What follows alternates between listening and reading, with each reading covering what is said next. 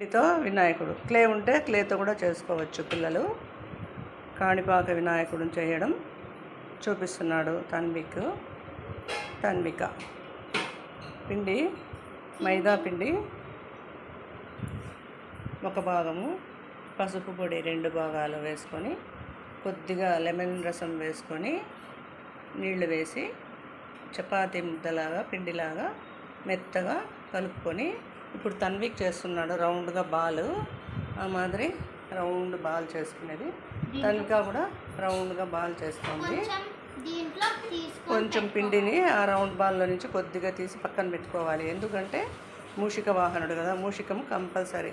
అందువలన మూషికాకి కొద్దిగా పిండి తీసి పెట్టుకోవాలి పక్కన. రౌండ్గా బాల్ చేయాలి. ప్రెస్ చేస్తే చపాతీ అయిపోతుంది. రౌండ్గా చేసుకొని ఆ రౌండ్ బాల్ని తంబ్ బొటన వేలితో ప్రెస్ చేస్తే, 2 బొటన వేళ్ళతోనూ ప్రెస్ చేస్తే గణేష్కి చెవులు వస్తాయి.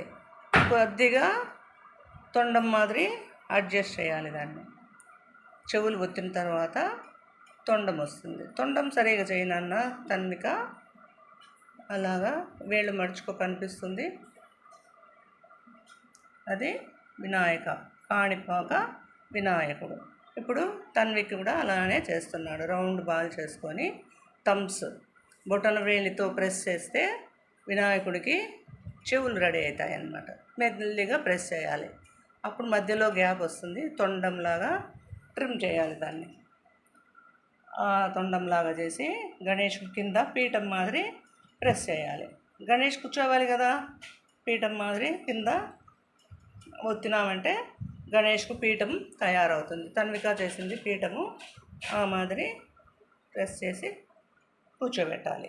తర్వాత మిరియం గింజలు తీసుకొని గణేష్కి కండ్లు మాదిరి ఒత్తాలి. చెవులకి తొండానికి మధ్యలో అట్లా మిరియం గింజలు ఒత్తి పెట్టాలి. మిరియం లేకుంటే ఇలాంటి బ్లాక్ తిలకం ఉంటుంది, ఆ తిలకంతో అయినా కూడా కండ్లు పెట్టచ్చు. తిలకం లేని వాళ్ళు మిరియం గింజలు ప్రతి ఒక్కరికి ఇంట్లో ఉంటాయి కదా, పెట్టచ్చు. ఇప్పుడు తన్విక్ గణేష్ని చేసినాడు. గణేష్ని చేసి గణేష్కి విభూది బొట్టు, కుంకుమ బొట్టు పెడతాడు. ఒక్క బొట్టు చాలు. తొండం వరకు మనకి ఎట్లా డెకరేషన్ కావాల్సి ఉంటే అట్లా బొట్లు పెట్టుకోవచ్చు. ఓకే, కుంకుమ బొట్టు పెట్టినాన్న ఒక అగ్గిపుల్ల తీసుకొని, లేదా చిన్న పుల్ల ఉద్దికడ్డి పుల్ల కానీ తీసుకుంటే నీట్గా బొట్టు పెట్టచ్చు.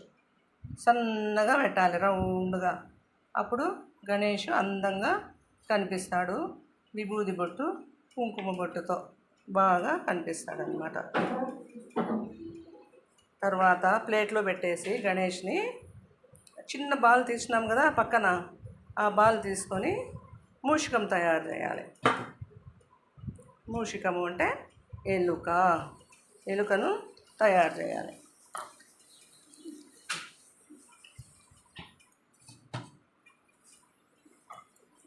ఇప్పుడు వినాయకుడు తయారైనాడు. వినాయకుడి వాహనము ఎలుక కోసము చిన్నగా పిండి తీసి పెట్టారు కదా, ఆ బాల్ తీసుకొని కొద్దిగా తోకను ప్రెస్ చేయాలి. ఇప్పుడు తన్విక్ తోకను ప్రెస్ చేస్తున్నాడు. ఆ బాల్కి ఒకవైపు తోకలాగా బెండ్ చేసి పెడుతున్నాడు. తన్విక కూడా అలానే చేస్తుంది. బెండ్ చేసి తోకను తయారు చేసేది. తర్వాత ఒకవైపు మూతిలాగా ప్రెస్ చేయాలి.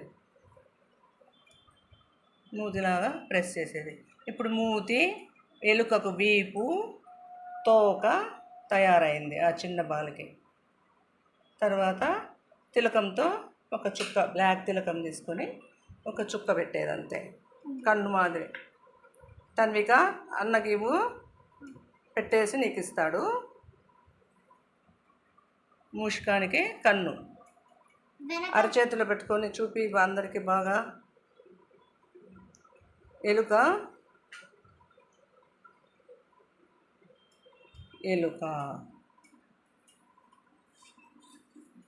ఇక్కడ గణేష్, ఇక్కడ ఎలుక. ఇప్పుడు ఎలుక గణేష్ తయారు చేసినాడు తన్విక. ఒక చేతిలో గణేష్ను, ఒక చేతిలో ఎలుకను పట్టుకొని చూపిస్తాడు ఇప్పుడు. అలా గణేష్ చేసిన తర్వాత మూషికము కంపల్సరీ కాబట్టి అట్లా చేసినారు.